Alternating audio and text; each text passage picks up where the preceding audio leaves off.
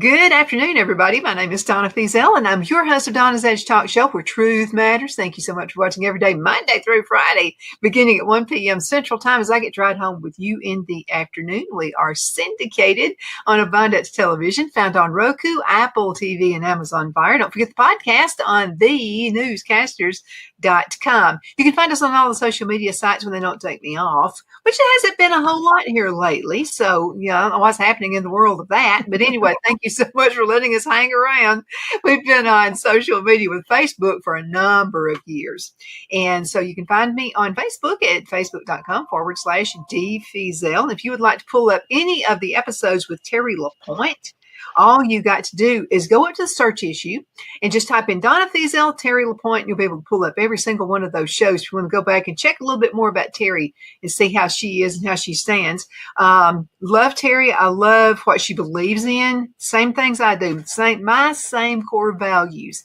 And that's why I like to have you on the show, Terri. Now, folks, continue sending emails. Donna at donnasedge.com. Donna at donnasedge.com. You are not bothering me one bit. It just really makes my day to receive information from you. And I know that you really like the conservative stance, and even to the liberals out there. You guys like watching the show too. I'm not sure why, but maybe it's because I don't do the attack thing. I don't know. But anyway, continue watching, continue sending emails, and I definitely appreciate it. Terri LaPoint is with me, and she is running for Congress. And so I'm glad when you told me you were going to do this, I was like, good. We need a patriot out there that's going to carry along what President Trump wants to do. And so many of your values so line in with mine. I am so sick of the human trafficking, especially when it comes to children. For goodness sakes, what's wrong with people? Agreed. It's a big issue. And my district, District 3 in Alabama, goes the I-20 corridor, the trafficking corridor goes right smack dab through the middle of that district. And, and then, of course, and we've talked about on the show, the largest supplier of children for the child sex trafficking industry is the foster care system. We've got to address that. And that's got to be addressed federally because it's happening in every state. And it's federal funding that enables it. So, let's just plunge right into the deep stuff. Yeah, absolutely. I want to mention I-20 because I'm from the Oxford-Anniston area. Mm-hmm. And even back in those days, in the 70s and the 80s, it was a known fact that I-20, halfway between Birmingham and Atlanta, was funding drugs through. And now I think the whoever these people are up in the hierarchy of the government probably are making a ton of money off of this. And that's why you just can't get it stopped. And I'm talking about child trafficking. That is become one of the most lucrative businesses in the world because you can sell drugs and it's gone. It's consumed. A child they can consume over and over and over and over, and they can sell them and sell them and sell them. So it's something that my stomach. Just even coming out of my mouth. I know these facts, and it's utterly heartbreaking. It's happening right under our noses. Well, let me tell you something that happened in South Carolina today. South Carolina is one of them states, don't mess with me. And, when the king things were happening, I really like what the governor sent out. And he said, this is a peaceful state and we're going to keep it that way. And he said, anybody who gets in there and they start showing out, we're going to arrest you. I mean, that's what he said. You are arrested. But this is what happened today. The Supreme Court on Thursday blocked Planned Parenthood from suing South Carolina over the state's decision to pull the organization's Medicaid funding because it provides abortions. Way to go, South Carolina. Yay, bravo, South Carolina. That's Mhm. awesome. That is so good because and Planned Parenthood, they fund abortions. They use taxpayer. They've been using taxpayer dollars. They prey on the weakest among us, the poorest among us. And what I found out, and I was it on your show we talked about how they're actually funding a lot of the transgender surgeries and the transgender stuff. So they're targeting kids. They're targeting kids and The it's kids are not developed yet, Terry, and you know this, and because you're telling me. So they're not developed yet, and so many have been interviewed after they've done it, and then they wake up and they're in their 20s and they're like, I wish I hadn't done that, because they're right. sold on the fact that I'm a boy, I think I'm a girl, I'm going to have the sexual pleasures of a girl, but they have no pleasures. No pleasure. Yeah, that they don't tell them that it takes away any sexual. They will never have sexual pleasure ever again in their life once they do the surgery, whether it's male or female. Hmm. That is ended. Hmm. So yeah, And it's not informed choice. As a it, doula, I was all about informed choice, and they're not informing these kids, and the kids aren't old enough to make these decisions. well, Go what ahead. kind of parent? I mean, because in some cases the parent knows about it. Now, some of the school systems, they're in Alabama too now. Some of the Mhm. school systems, they don't want the parents to know. Why would you not want the parent? This is a monumental decision you would make in your life. I remember it's like when you tell a child a secret and you say don't tell mom and dad. People that say that tend to be predators. You don't People don't keep secrets, and people don't counsel kids to keep secrets from mom and dad unless there's a predatory aspect in there, or a grooming aspect. I mean, and I'll stand by that. You Parents need to know what's going on with their kids, Mm-hmm. and parents have the responsibility. I mean, you come home and your child's suicidal or they've got some kind of horrible reaction, you're responsible as the parent. You've got to get them help, and you don't even know what happened. How can you be responsible for taking care of them and getting them the proper care? You can waste hours, precious hours, in finding the right answers because you don't know what happened. Mm-hmm. I mean, that's literally life and death. I know they try to use that. If you don't transgender your child, then they're going to be suicidal. Isn't that what they used on Elon Musk? And it's baloney. Let me tell you something else I found out. Did I that the transgendering of the kids? There's we know of a little boy who was in the foster care system. The foster parents were wanting to adopt him, but they wanted a little girl, not a little boy. They transgendered this kid, did the whole thing. This little boy is no longer a little girl. It wasn't that the little boy necessarily wanted to do that. And I've also learned that the foster care system is where they were doing some of these experimental surgeries, kind of perfecting their art. Have we talked Mm-hmm. about this? Did I tell you about this? This is crazy. You're Like, making me even more mad. yeah, well, because, and I've known about this since 2014, that you can legally use a foster child for medical research, drug testing without their parents' knowledge or consent. There's loopholes in the laws. So day one, when I'm elected, day one, we're going to redo Representative Michelle Bachmann's bill. Remember her? She Yeah. had a bill back then that said you can't use federal funds to use Mm-hmm. foster kids as lab rats. In the vernacular, just in common language, that's what it said. You can't use them for experimentation. On my day one, that will be the first bill I file to let's get this done, to Okay, so stop let using me ask you, I experimenting know on. you don't want to bash the person who's in office right now. I know you don't. That's not your personality, but I just got to know this. How did all of this happen to begin with when you're supposed to have someone in office who cares? Someone who is supposed to be a conservative. How did we I, get to this point? It's a That's good question. I think that there's a lot of people. I think that there's been a lot of people in Congress who have been afraid to make waves and afraid to be the one out there sticking their neck out. So they've not gone out there and really boldly stood up for things that affect families. They're standing up for all kinds of other issues, but I don't know that we've had really anybody that's really gone to the mat and said, I'm fighting for families. I'm fighting for what's right. And I don't care if nobody's following me right now. I'm going to go out there and I'm going to start, and y'all come on. Mm-hmm. I'll do that. I will absolutely do that, because I think when people understand that something's really happening, the things that are happening, and they've got somebody that they can follow, somebody that's putting their neck out first, and they're like, okay, well, I didn't start this, so they can go and follow. Okay, yeah, if y'all need that, I can be that person for you. Mm-hmm. So I know you can. I know you will. As a matter of I've done it fact, before. you made the national platform with your book that you have written. So let's talk about that for just a few minutes. I know that people you need to find the book and you need to read it. It'll give you a little bit more as to how Terri LaPoint thinks and her core values. Yeah. All right. Voices. Look at the lighting. Okay. Voices that will not be silenced. There's a baby that was taken. This is an Arkansas story, but it happens all over the country. The things that happen in this book happen everywhere. There's nothing in this book that doesn't happen in other places. Federal funding enables it. So the baby was taken, should have been taken, from a young mom.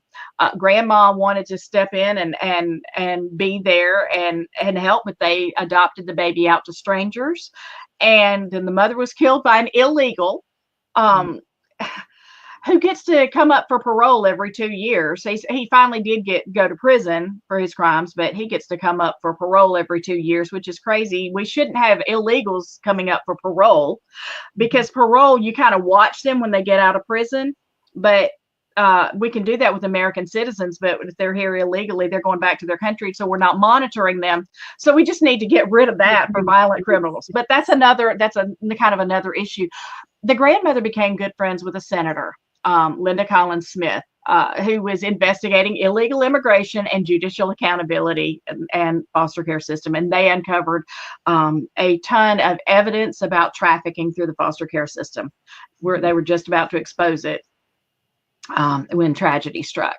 So it's very detailed. It tells you things the media never told you about. But I learned something since I've talked to you last. There's been some really good news that's come out of this book.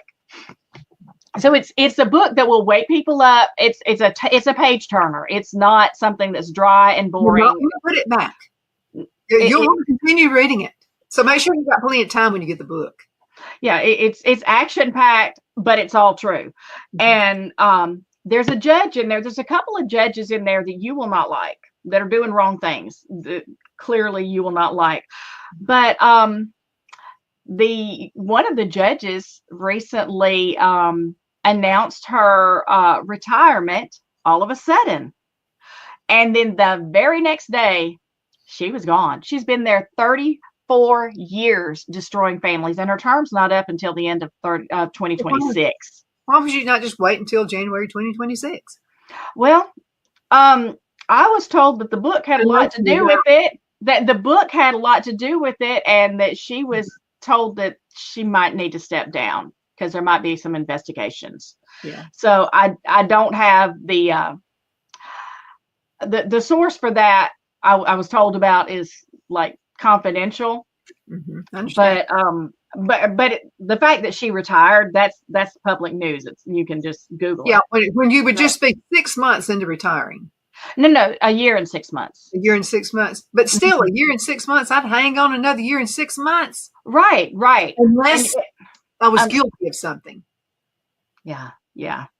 So, I mean, that's good news. If the book never accomplished anything else but that would be good. But people, when they read it, they're like, oh my gosh, I didn't know. I didn't know that this was happening. And so my friend down the street, this neighbor that, we thought this craziness, oh my gosh, is this what she went through? Is this what they went through? Mm-hmm. And so, we can help to support people who are being falsely accused, because many parents lose their kids because they're falsely accused. Happens all the time. Is that done on purpose through various means? I believe it has to be. And this is why. It's the numbers. Less than 16% of parents that lose their kids, and less than 16% of the kids are taken for reasons of allegations of any kinds of abuse. So that, well over 80%, there's no abuse allegations. Neglect can be anything. It could be the person down the street running a crack house or running a meth lab. It could be, and those kids need to be protected and they need to be taken out of that place. But it could be goldfish crackers on the carpet when a social worker comes by. It could be false allegations. Somebody was vindictive and they made up something and they got their foot in the door and they took these kids. Children, back to the numbers, only 80%, no, I'm sorry, 17%, 80% are not substantiated. So 17% of the allegations against parents are even substantiated. It's not hard to substantiate. They can substantiate, they can and do, based on lies, planted evidence, hearsay. Alabama law permits hearsay in family court. That's insane. So kids are taken from innocent families. And what I've been told by several whistleblower in the system is that children who are truly loved, they're adoptable. They're kids that have good homes. They're loved. They are adoptable. The kids that are truly in need of the help that we taxpayers fund these organizations to do, they're considered damaged goods who are unadoptable and therefore not eligible for as many of the funds. And so they get thrown back and forth and keep on jostling them, and they don't truly protect them. It's disgusting. You know something? There are people that are on jobs who have no clue of what. And I'll give you a scenario. Okay, so when Phil and I were living in Charlotte, North Carolina, we lived there for 9 years. We lived in a nice neighborhood. It's called Sac. All nice neighbors, just loved them. But we were part of the homeowners association. So there was this little young chick, apparently just right out of college, would walk around all over the neighborhood, just picking for little tiny things. Like anything, like she wrote one of my neighbors up because she said she could see the trash can. That sounds remarkably like what I've been told. When I put two and two together and finally figured out that this was going on, that why they were doing this, I heard from somebody who quit the system and said that they would be, I want to say it was maybe Colorado or something. Sometimes on a slower day, their supervisor would say to drive around particular neighborhoods because they needed a blonde hair 3-year-old girl with green eyes, and that somebody wants to adopt. So go find one and make up some kind of reason to take them. No doubt that that's happening. And let me tell you something I wanted to know from this little chick who was walking around with a little clipboard. Did she even own a home? She lived in an apartment. She has no idea what it's like to own a home, mow lawn, do all this kind of stuff that you do to upkeep for your house. She got one of our neighbors, and these people were like really, really nice people. They kept their yard up. But she found a little patch on the side of the house where it needed to be cleaned. So she wrote them up for that. And I made that point to say your point. Okay, a lot of people are in the system who've never had kids before. They've never had messy kids. Will make a mess. I'm just telling you. They do. Yes. Yes. What I used to do when Brad would be sitting in his high chair, I would feed him oatmeal. Well, you don't want to you want them to know how to feed their own selves. Well, when they start feeding their own selves, they're going to make messes. Okay, they're going to get it on their face. They're going to put it on the dog. They're going to do all kinds of stuff. And then if that little surprise person comes in who's never had a kid before in their entire life, they don't know what it's like. Maybe they've never even had siblings before, and then they see that, they think, oh, red flag, those kids are being mistreated. So people are being like messed over in family life because of trivial things from people who've never had a kid before.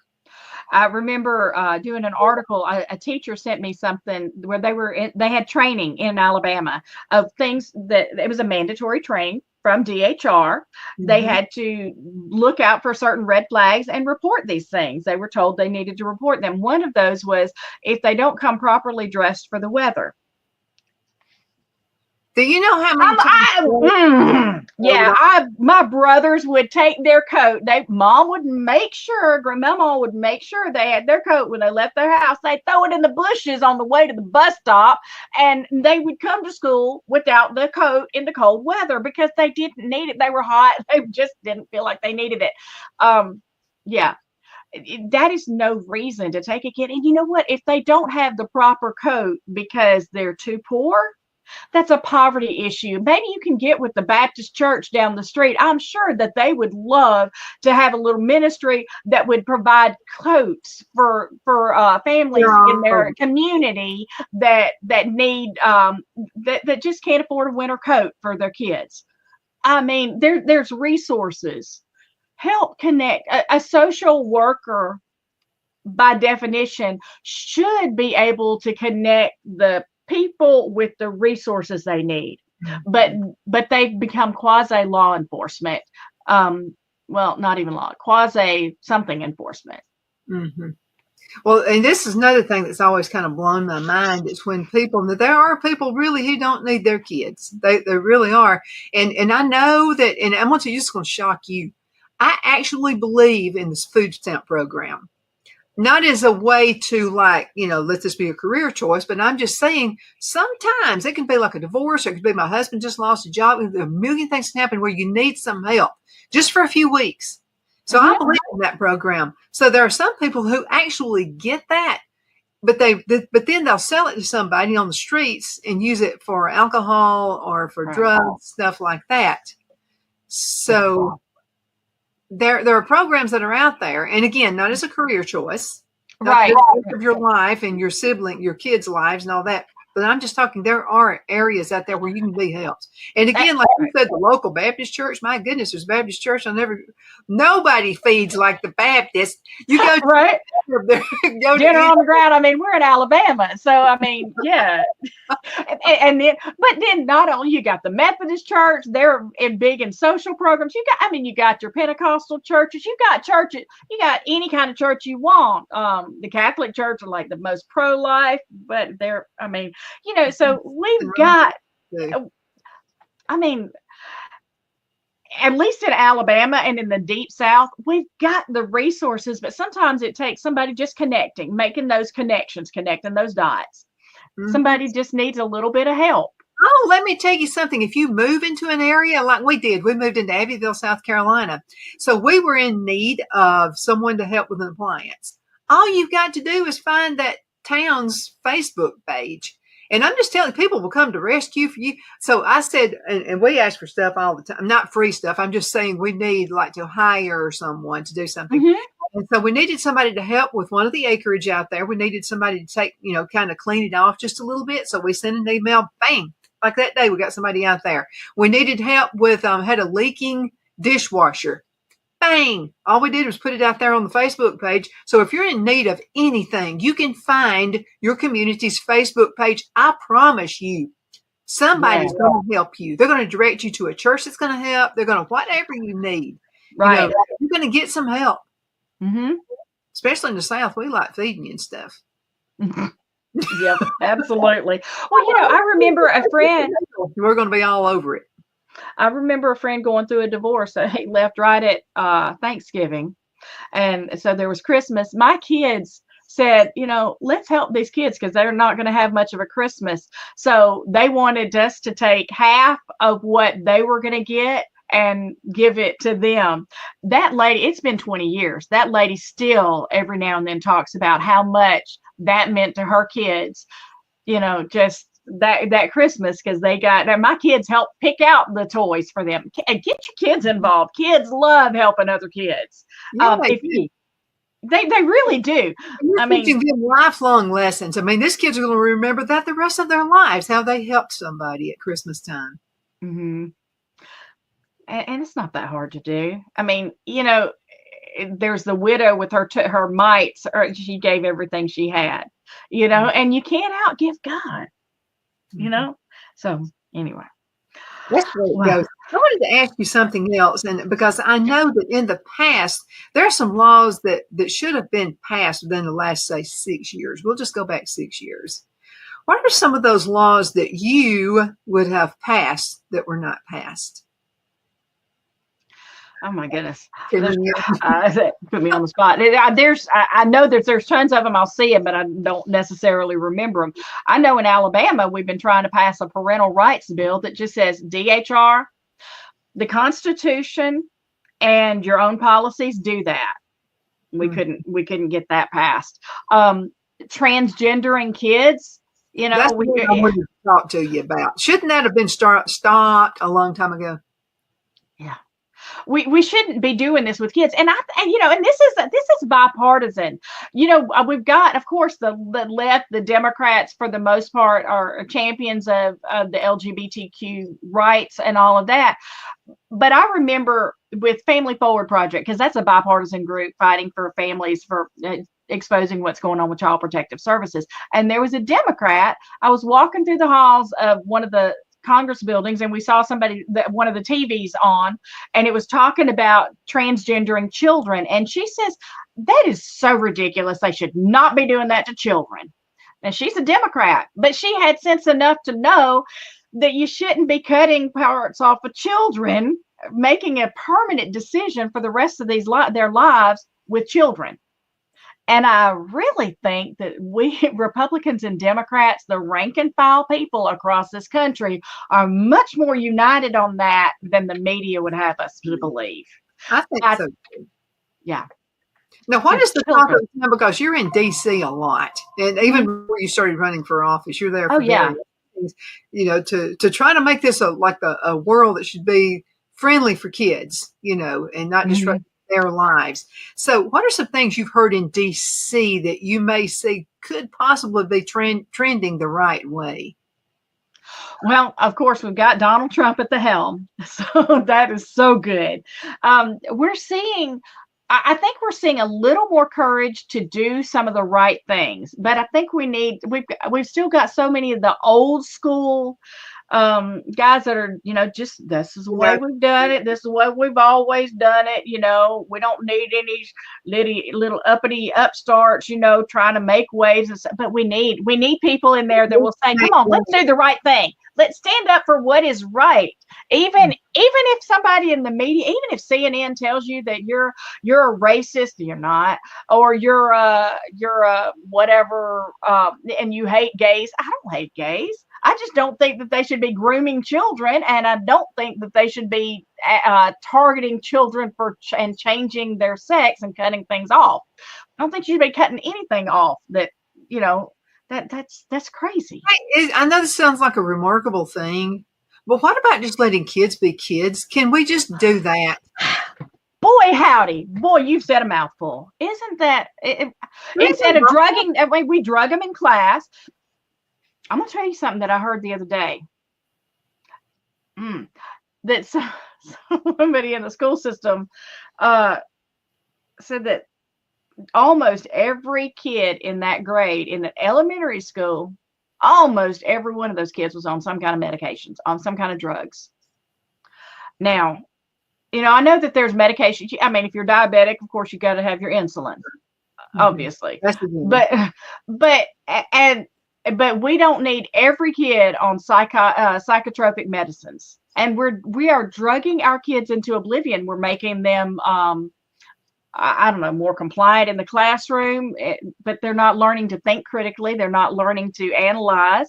But there's federal funding, because every child that's in the classroom that you get, that's on medication, that's special needs, you get more federal funding for that. And I think that one of the main things we need to do is stop all this gravy train for making kids sick and for making kids and for destroying families. We've got the financial incentives. If you tell somebody, well, you got a class of 20 kids, and every kid that you put on medication, or every kid that you can get put into foster care, you're going to get this bonus. Every kid that you get to paint a pumpkin pie with chocolate chips on it, you're going to get extra money for it.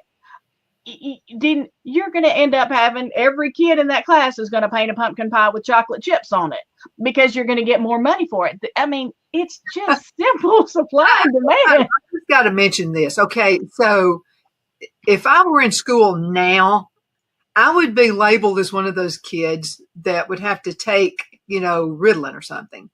Because I was like all over the place. I had this imagination. I was always looking out the window. I was always, because my mind, in my mind, I could listen to the teacher and use my imagination looking out the window. I mean, I could do that. What? Imagine multitasking? So imagine that. So I would be put on Ritalin now. Okay. Mm-hmm. Oh, by the way, your teacher could conquer you because first of all, she had the authority to do something to you if you weren't paying attention. You could get the old board education, you get paddling sent to the plus she'd call you parents. Then your parents would give you another dose of it when you got back home. So this is my whole point right here. Have there been any studies going back to, say, the last couple of decades where kids have been put on Ritalin that really did not need to be put on Ritalin? Oh, I know that there are studies. I run across them every now and then. Yeah, absolutely. Absolutely. And we've got people that are not qualified doing the diagnosis, but there's not, as I could be wrong, but I think that I'm right here, that there's not like a test to see, a definitive objective test to see if a child has ADHD or something like that. There are subjective things, but there, I mean, if the doctor's getting a kickback, how trustworthy would that or would that diagnosis be? The Department of Education could be getting some kickbacks big time on that. But let me tell you, I got conquered one time. Okay, I was having a party, So Hearty, we used to say. So I was having a good old time, and so the teacher had already told my dad, she's talking, she's not doing it, she's making her good grades, all this kind of stuff. But now she talks to her friends and stuff while I'm trying to teach sometimes. So Dad said, one more time, you're going to be embarrassed to the hilt. And so what happened is I was talking with my friend Vicky. Vicky had turned around and we were talking, and Vicky looked around at me and she turned back around in her seat. Well, I thought, what's that about? I turned around. My dad was standing right there in the doorway with his arms crossed, watching me. There was a hole being burned in the back of my head. I didn't do it again. I bet you didn't. Stopped me, and I didn't have to be beat to death at home for that to happen. That works better than anything else. So I'm just telling. And another way I got conquered one time. It was before that the teacher said, "Here's what I'm going to do to you girls." It was us girls more than the boys. She said, "The very next time you're sitting there talking, you're not listening to me during class, I'm going to draw a circle in the corner. And you're going to have to put your nose in that circle." And that stopped me. That embarrassed me. I didn't do that anymore. I thought twice about that. So there are things that you can do and teach a lesson to these kids, without, oh, you're mistreating them. It didn't mistreat me. I learned how to listen in class. Well, I remember in one year having to write a copy out of the encyclopedia. Why? Just because I talk too much. So here's an encyclopedia. Write. And I had to copy. I just opened it up. I had to copy and write it out. And my penmanship had to be decent. And just had to write that out. And then there was another teacher that he would he'd say, you're talking, give me 500 backups. Do you know what backups are? Mm-mm. You start at 500, you write 500 minus 2 is 498. 498 plus 1 is 499. 499 minus 2. So you did that was 5. Yeah, but you know what we both learned? We both learned that there's a consequence for your actions. Right. And if you argued with them, he'd say, "Oh, make that 600." You argue again. "Oh, you want to do 750? Oh, so you learn." And the person next door, "Oh, you want to join it? You got 500 also." So, I mean, that shut it down because those things are hard. It's a wonderful thing. It takes that you're accountable for your actions, and I think we need more of that. You know what? We went just a little bit past the commercial break. Let's go ahead and go back into the commercial break. Twin City Used Car Sales has been serving drivers in the Northeast Alabama area for years with a quality selection of late model used cars, SUVs, and pickup trucks. On top of our extensive selection and competitive prices, we offer professional auto financing services for used car buyers of all credit levels. Whether you've just begun your search or you're ready to secure your next vehicle, at Twin City Used Car Sales, you will drive away with the vehicle of your dreams. The sales and finance staff at Twin City Used Car Sales looks forward to serving you, and you can apply for financing online before your visit to our used dealership in Gadsden, Alabama. Check us out on the web at twincityyusedcars.com or go by our location at 901 First Avenue, Gadsden, Alabama. We sincerely look forward to serving you.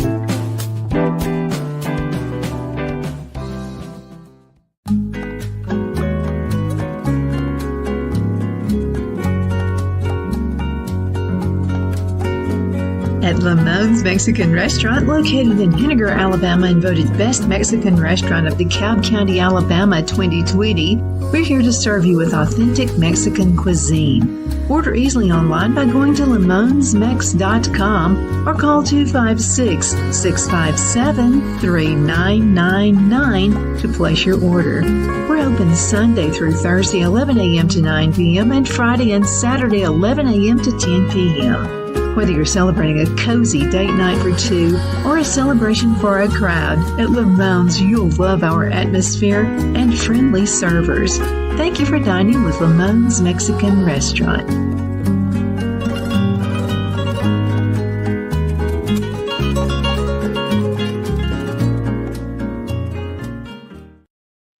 We're back. My name is Donna, and I'm your host of Donna's Edge Talk Show, where truth matters. Thank you so much for watching. For the past 20 years, it was 20 years in April. And guess what date that was? Terri, it was April 1st. And the reason it was April 1st is Tom Williams actually gave me my first chance.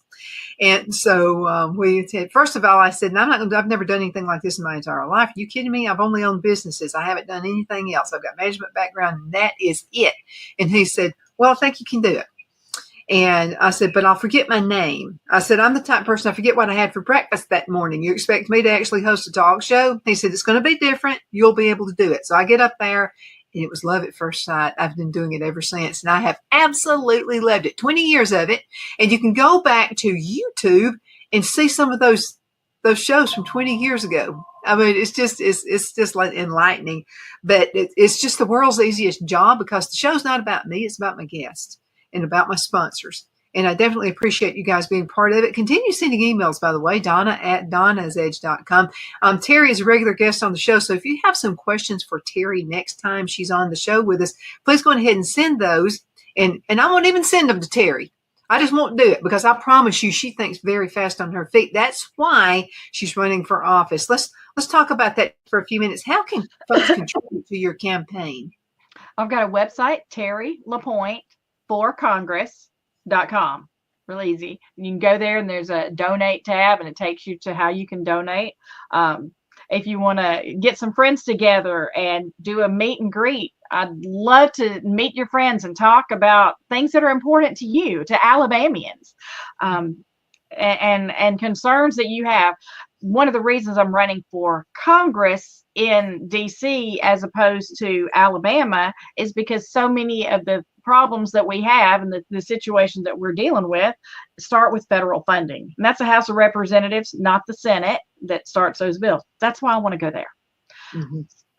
So, yeah. You'll do a great job there because I know you do research.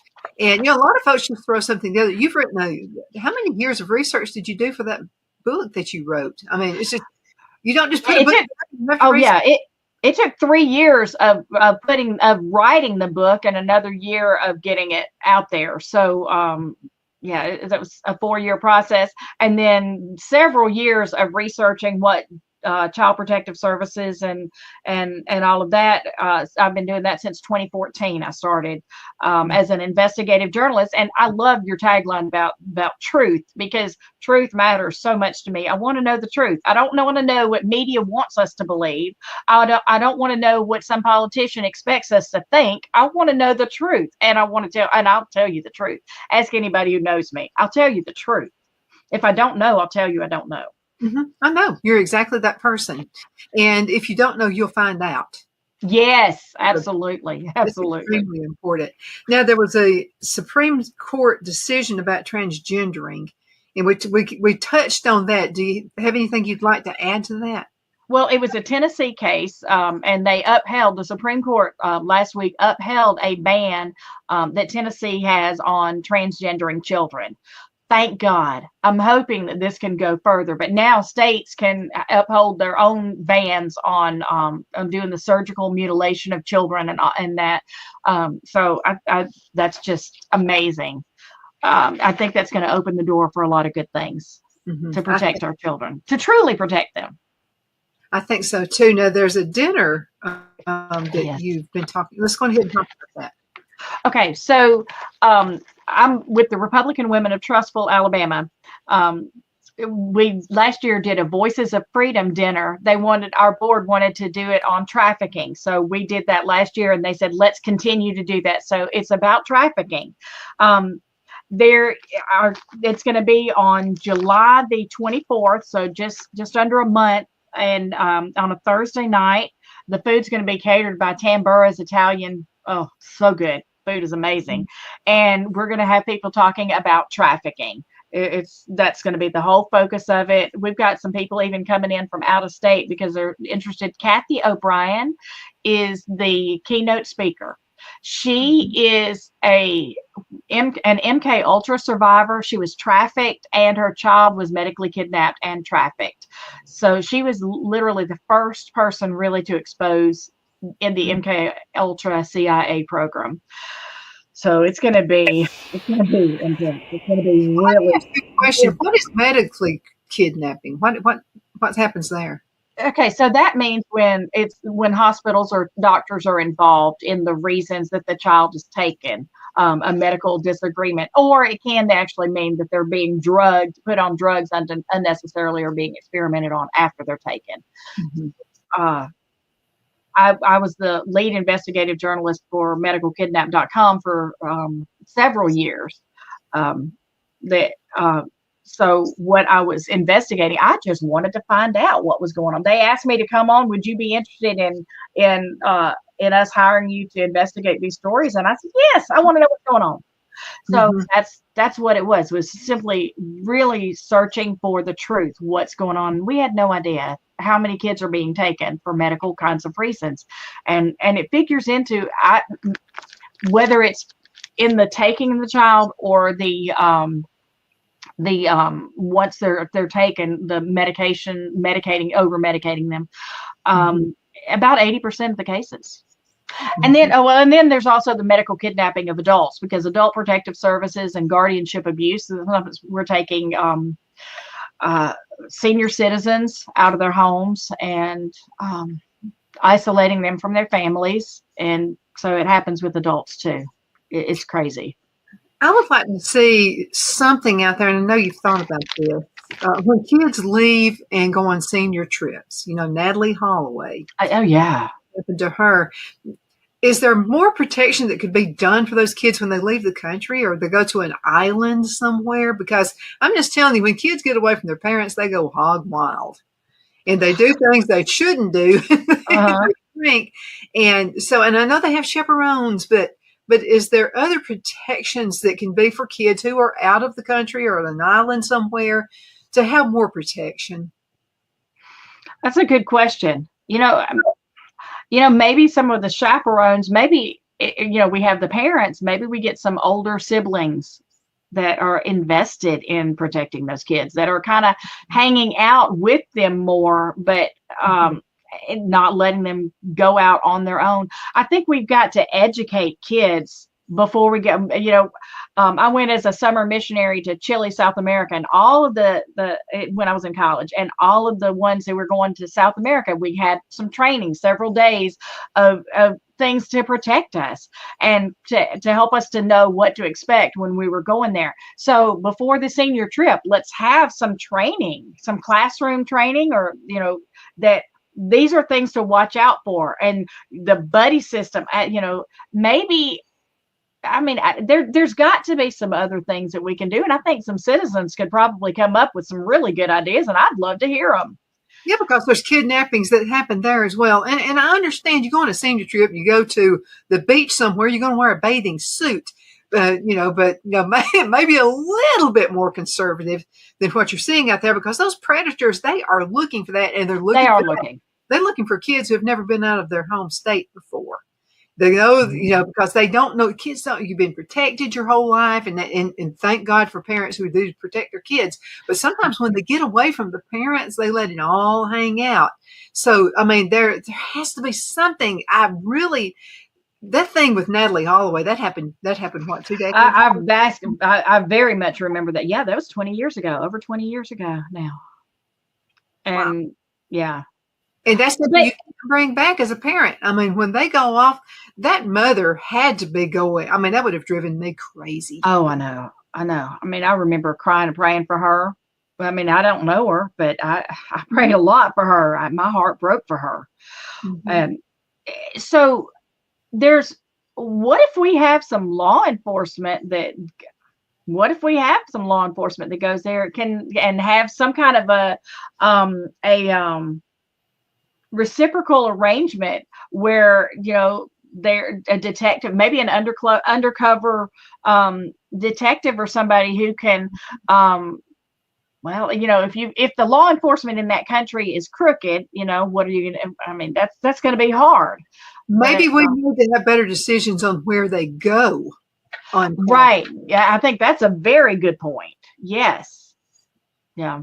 Because I'm just telling you, there are some places I would not want to go myself, right, let alone a pretty little 16-year-old girl. And they are being targeted. I mean, these kids they're becoming targets. So, mm-hmm. Yeah. Because there's some good-looking guys now, some good-looking girls that live in these. Guys can be taken too. Mm-hmm. I mean, mm-hmm. That's what the whole thing's all about. And I wanted to ask you another question. This doesn't necessarily apply to the organized crime per se, which is what you're out there to help. But I'm talking about parents, and I heard this from a lady who is with an organization in North Alabama. And so I'm thinking all organized crime, kids being taken, that kind of thing. She said, Donna, it happens with your neighbors. And I said, what are you talking about? And she said, there are people who are so strung on drugs that they will personally rent their kids out for sex so they can get more money. It's disgusting. And when those parents are caught, they need to be not let off with some kind of a slap on the wrist. They need to be prosecuted to the fullest extent of the law, and they need to be made an example of. Mm-hmm. That's inexcusable to treat your child like that. I mean, I can't.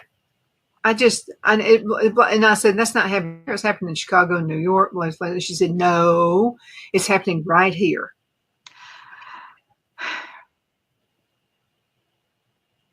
We need revival. We need Jesus. They need Jesus. I need revival too, so I don't smash people like this in the head. I mean, right. I really do, because there's nothing to me more upsetting than you ruining a child's life for yourself. For your agreed. Agreed. And we do need to help each other. Mm-hmm. But help each other, because sometimes the help is worse than the problem in the first place. So we've got, there's a balance that we got to weigh there, and it takes a lot of wisdom. Okay, let's talk a little bit about Israel and support Israel, because I know you have some thoughts on that as well. Well, Donna, I have lived by the verse that says, I will bless Israel. I will bless those who bless Israel, and I will curse those who curse Israel. That's scripture. That's right there. And, we have to support Israel. They are our closest ally in the Middle East. Absolutely. We have to support them. Now, are there bad actors? Are there people that are corrupt in Israeli government and American government? Well, of course there are. Of course there are. We need to have that exposed. We need to deal with that. But we can never turn our backs on Israel, and we can't do like previous administrations have done with sending huge pallets of cash to those who are terrorists that are in Iran that are funding. And ammunition. How about some of it? They've sent ammunition. You want to send ammunition to ammunition? Or let's get some people out of Afghanistan. Bring our military out of Afghanistan. Just leave them a whole battlefield full of weapons for them to take. Okay, what would make sense about that whatsoever? That does not make sense to me. Why you would do that to somebody who wants you killed? People who say death to the United States, and you want to give them ammunition? Does that make any sense? No, it doesn't. And people need to realize, when we talk about Iran, I remember when we're old enough to remember the Iranian hostages. I was in junior high when they were negotiating. They had all these Iranian hostages, and they were taking. They were doing bad things, and that was just a constantly in the news cycle. I heard people say, "Well, I don't know anybody who was killed by an Iranian." Well, I did. I didn't know him, but I went to college with the widow of one of the soldiers that was killed in Beirut, Lebanon, back in the 80s, early 80s, and I mean, she was precious, and she lost her husband in that. So it's real people that they've come after. They went after, Hamas went after all those kids. It wasn't a military they used it as a military operation on October 7th, but those were kids. Those were teenagers. Those were young adults at a music festival. My goodness, my kids go to music festivals. I cannot, and I can't fathom how you justify and you say it was okay for them to take those kids hostage and kill them, murder them, and defend those who did that. Of course, Israel had a right to defend themselves. Of course, Israel had a right to go and get those people back. The world did not do enough after October 7th. And finally, we have a president who is being decisive and who is saying, "You want to mess around and find out? Okay, I told you." He told them, "You got some time to make the right decision. You can't have a nuclear bomb. We can't have Iran." Democrat and Republican presidents have said all along that Iran cannot get nuclear capabilities. They are the playground bully. They've been bullying people for a long, long time. And finally, somebody come up and said, "You gonna quit giving those kids a swirly. You gonna quit taking this kid's lunch. You gonna quit beating up these kids." And Iran says, "Well, so what you gonna do about it?" And President Trump says, "Well, I'm gonna do something about it. You are going to stop being the playground bully." And I absolutely support that. I do too. And over the weekend, President Trump's speech with I'm telling you, these guys behind him, you can't ask for a better team than that. That made me feel. Oh, I know. Yeah. Secure. And when President Trump mentioned God twice. Yes. I mean, how long has it been since we've heard that? Reagan? Was that the last time? Genuinely, Reagan. Others may use the name, but actually mean it. Yeah. Well, you have to wonder what God some of these other people are talking about. Which one? Because there are a number of fake gods out there, But Trump almost had this little emotional tear come out when he said, "I love God. We love God." When he said that, it was just like because there are fake people all over the place. But yeah, I don't. It was not. That was so genuine. Yeah, that was so genuine and raw. And I don't think he wanted to do it. I really don't think he wanted to do it. I don't think anybody who in their right mind wants to bomb anybody. I mean, there's that. You remember back in the 70s, bomb, bomb, bomb, bomb, bomb, Iran, bomb, bomb, bomb. It was a fun song to sing as a kid because of the rhythm. I mean, it's Barbara Ann. It was a Beach Boys song. But nobody in their right mind wants to bomb people. Nobody in their right mind wants to have casualties. But everyone in their right mind wants to take out nuclear bombs. Yeah. But there were playground bullies. What's to argue about? There were zero casualties. That in itself is a miracle. Surgical strike. That's the way to do it. he didn't want to have to go in there and do it, but he was put in a position where somebody's got to be the grown up, put your big boy pants on, and do what needs to be done. And I don't think this is going to be a big protracted thing. Even, I mean, yes, we've got the ceasefire, but I think that the rest of the world, it's not just Iran, it's North Korea, it's Russia, it's China, it's the other bullies on the playground that say, oh, Uh-oh.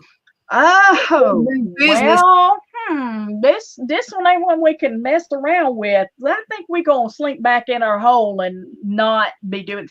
This is not world peace. Joe Biden to come in, or Kamala Harris. Yeah, which is why we've got to have good conservative people in there. Again, nobody in their right mind wants war. Nobody does. But reality says that there's a time that you got to quit appeasing. And that's, you cannot appease your way out of things. And I'm talking as one who was bullied on the playground. I got beat up.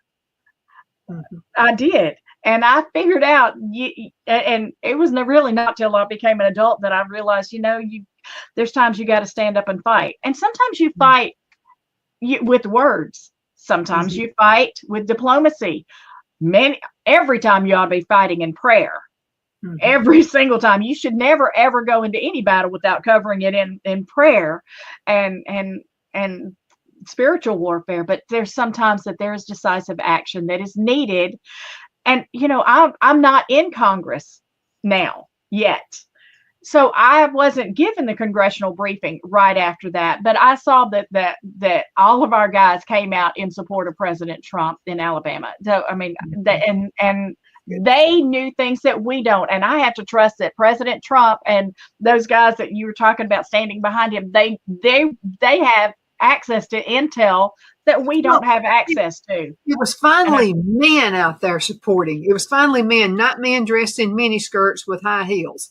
I mean, like men. That were out there. Terri, we're going to have to go in just about a minute, a little bit less than a minute. How can folks contribute to your campaign?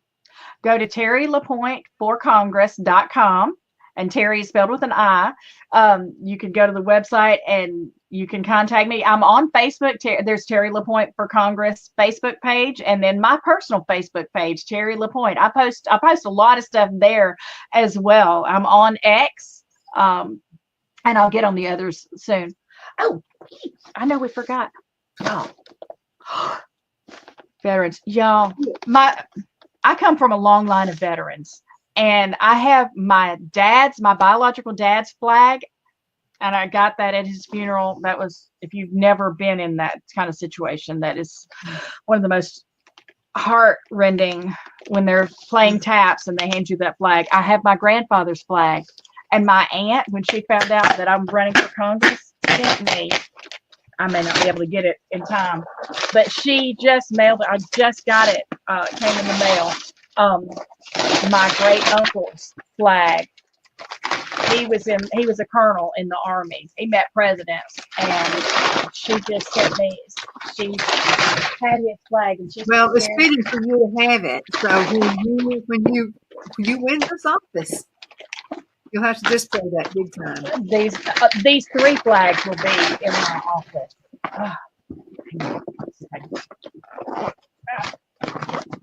I know you got to get going here, but boy, she packed it up tight.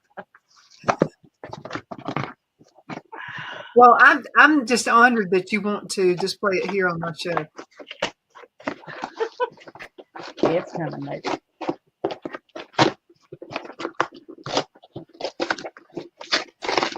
Here we go. I can't wait for this one. This is awesome.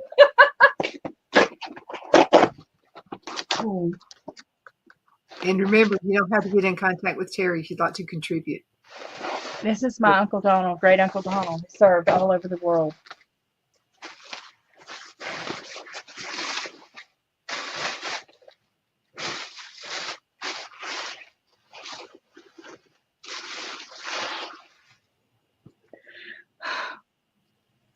Oh my goodness. Oh, I'm feeling chills. Terri. I'm feeling chills. Look at the bumps on my Goodness. Terri, it's beautiful. It's absolutely beautiful. I'll get a case. You need to display that.